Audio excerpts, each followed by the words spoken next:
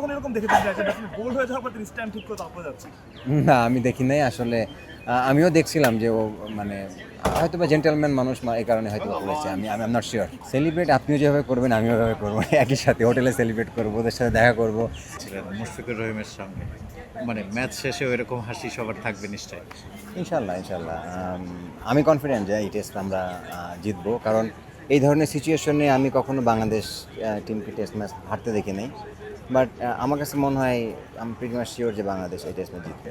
আপনি অস্ট্রেলিয়াতেই থাকছেন, তো অস্ট্রেলিয়ার মাটিতে অস্ট্রেলিয়ার পূর্ণ শক্তির দলের বিপক্ষে বাংলাদেশ এই রকম দাপট দেখিয়ে খেলবে, এটা ভেবেছিলেন কিনা আসলে?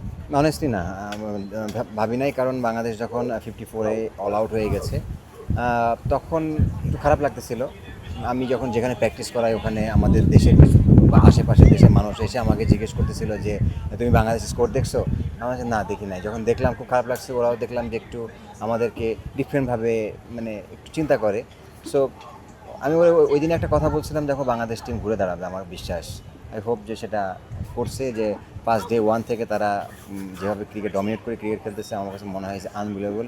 অস্ট্রেলিয়ান সয়েলে এসে খুব কম টিমই আছে যে এভাবে দাপটের সাথে ক্রিকেট খেলেছে। ভাই এই যে আপনি বললেন যে আপনার বিশ্বাস ছিল ঘুরে দাঁড়াবে, এরপরে ওই সময়টা থেকে 13 তারিখ অর্থাৎ ফার্স্ট ডে পর্যন্ত এই সময়টা দলের কারোর সাথে আপনার কথা হয়েছে কিনা, তাদের মাইন্ডসেটটা কী ছিল এবং তারা আসলে কিভাবে ওই 58 সেট ওখান থেকে ঘুরে দাঁড়িয়ে এই পর্যায়ে আসলো? আমার সাথে মাঝে মিরাজের একদিন কথা হচ্ছিল, আমি মিরাজকে জিজ্ঞেস করছিলাম যে কী অবস্থা মিরাজ, তুমি কেমন দেখতেছো কন্ডিশন এই সেই। তো মিরাজ 100 করছিল, তখন আমাকে বলছে বিমল ভাই আমরা হারাই দিব। আমি ওর কথাটা শুনে একটু মানে হয়ে গেছিলাম যে ও যে কনফিডেন্ট, এটা আমার কাছে ভালো লাগছে যে মানে মিরাজ অনেক সময় অনেক কথা বলে, বাট ওর মুখের যে মানে বলার যে স্টাইলটা ছিল, এটা দেখে আমাকে মনে হচ্ছিল যে না, বাংলাদেশ টিম হয়তো ডিফারেন্ট কিছু করবে। ভাই এখন আসলে আপনি একটা লং জার্নি, আমি যদি ভুল না করে থাকি 4.5 ঘন্টা পরে আসলেন, এসে এমন একটা জায়গায় বসেছেন যেখানে অনেক বাংলাদেশি, পাশেই অজিরা। নর্মালি যেটা হয় যে যখন বাংলাদেশিরা খেলা দেখে বাংলাদেশের বাজে পারফরমেন্সের কারণে বাংলাদেশিদের আসলে অনেক বেশি অজিদের মানে ওই দর্শকদের মধ্যে যে লড়াইটা থাকে সেটার মধ্যে পড়তে হয়। এখন সেটা টোটালি ডিফারেন্ট, বাংলাদেশ বলে চিৎকার করতে পারতেছে। এই ফিলিংসটা আসলে আপনার কেমন এবং পুরো ওই জায়গার অ্যাটমসফিয়ারটা কেমন দেখছেন? এটা তো আমার জন্য যেরকম আপনার জন্য সেরকম। আমার মনে হয় আপনি ফার্স্টে এসে যেরকম সিচুয়েশন ফেস করেছেন এখানে, আমার মনে হয় আপনিও এখন ওই ভালো ফিল করতেছেন। সো এক্স্যাক্টলি এটা 4.5 ঘন্টা ট্রাভেল, রাত্রে আসছি এখানে, রাত 2টার সময় নামছি, সকালে চলে আসছি মাঠে খেলা দেখতে। টায়ার্ড লাগতেছে না, বিকজ ভালো লাগতেছে, ভালো ফিল হচ্ছে যে বাংলাদেশ যতক্ষণ খেলতেছে ডমিনেট করে খেলতেছে, এই জিনিসটা ফিল হচ্ছে যে না, আমরা গেমের ভিতরে আছি। সো ফিল আসলে খুব প্রাউড লাগতেছে আসলে। তানজিদ তামিমের ব্যাটিংটা নিয়ে কি বলবেন? ইজ ফ্যান্টাস্টিক প্লেয়ার ভাই। মানে আমার জাস্ট একটা মানে এক কথায় যে he is one of the best batsman.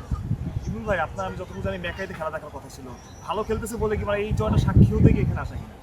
না, ওইরকম ঠিক না, কারণ মেকাই আমার প্ল্যান ছিল আগের থেকে, বাট যেটা হয়েছে বাংলাদেশ এই টিমের সাথে আমার জয়েন করার কারণে আসলে ওখানে যাওয়া সম্ভব হচ্ছে না, এই জন্য লাকিলি এখানে খেলাটা দেখতে পেরেছি।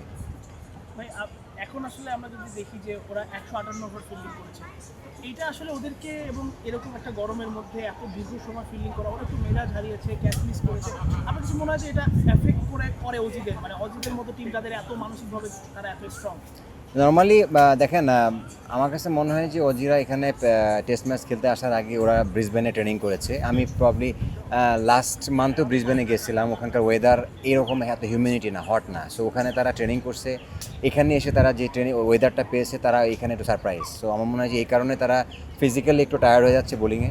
কারণ আমি নর্মালি ফার্স্ট ডে যখন আমি বোলিং দেখেছি, ডে 2তে বোলিং দেখেছি অস্ট্রেলিয়ান টিমের হ্যাজেলউড, প্যাট কামিংস, তারা নর্মালি এই সব লাইন লেন্থে বোলিং করে না, বিকজ অফ ওরা অনেক মাস তারা ক্রিকেট খেলে নাই। অ্যাট দ্য সেম টাইম তারা নতুন জাস্ট একটা ডিফারেন্ট কন্ডিশনে এসে আর একটা কন্ডিশনে বোলিং করছে উইদিন 2-3 ডেজের ভিতরে। এটা এত ইজি না আসলে এই কন্ডিশনটা অ্যাডজাস্ট করা।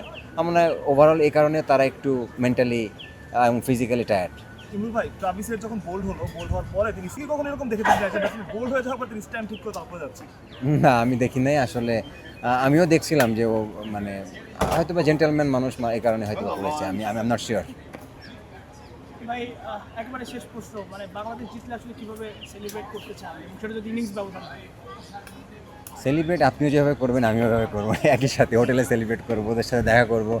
যদি সম্ভব হয় বাট সেলিব্রেটের থেকে বড় জিনিস হচ্ছে ভালো লাগারটা বিষয়টা, যে আমরা বাংলাদেশ টিম এখানে এসে আমরা ওদেরকে হারাচ্ছি, উইচ ইজ একটা আনবিলিভেবল ব্যাপার। বা একটা কথা হচ্ছিল বাংলাদেশ টিম কেনিয়া হয়ে যাচ্ছে, এখন অনেকে লিখছে বাংলাদেশ টিম অস্ট্রেলিয়া হয়ে যাচ্ছে। তো এই ধরনের কথা আমার মনে হয় যে বলা ঠিক না, কারণ দেশ মানে সব থেকে বড় জিনিস কি জানেন, কথাটা কারা বলতেছে, আমরাই বলতেছি, আবার আমরাই আমাদের দলকে আমাদেরকে সাপোর্ট করতে হবে, কারণ আমরা যদি আমাদের দলটাকে ছোট করি আলটিমেটলি আমার নেশনকে আমরা ছোট করতেছি, সেইটা ঠিক না। আমার মনে হয় যে ওরা অনেক ইমপ্রুভ করছে, ওদেরকে সাপোর্ট দিলে ওরা আই হোপ অনেক অনেক দূরে যাবে। ভাই শেষ প্রশ্ন, মানে আপনি যেহেতু এখানে অস্ট্রেলিয়া আছেন এবং এ দলের সাথে এসপি দলের সাথে তো তারা এখন এখানেই এসেছে, এখানে একটা টপে টি20 খেলবে, তো আপনার কাছে কি মনে হয় যে এই যে বাংলাদেশের এই পারফরমেন্সটা তাদেরকেও এনকারেজ করবে এবং আপনি আসলে এই যে এই দলটার সাথে যুক্ত হলেন অস্ট্রেলিয়াতেই এসে তাদেরকে আবার পরামর্শ দিচ্ছেন, এই এক্সপিরিয়েন্স দুটোই ওভারঅল দেখেন দুইটা ডিফারেন্ট ফরম্যাট।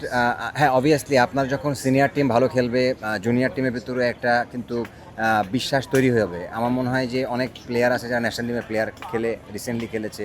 সো আমরা তো এখানে আসলে আর খেলতে আসি না, আমরা আমাদের লক্ষ্য অর্জনের জন্য এসেছি, যে আমরা ওয়ার্ম আপ করতে আসি নাই বা আমরা প্র্যাকটিস করতে আসি নাই। সো অবভিয়াসলি ডে 1 থেকে আমাদের প্ল্যানই থাকবে যে আমরা যেন এখান থেকে ট্রফিটা নিয়ে যেতে পারি।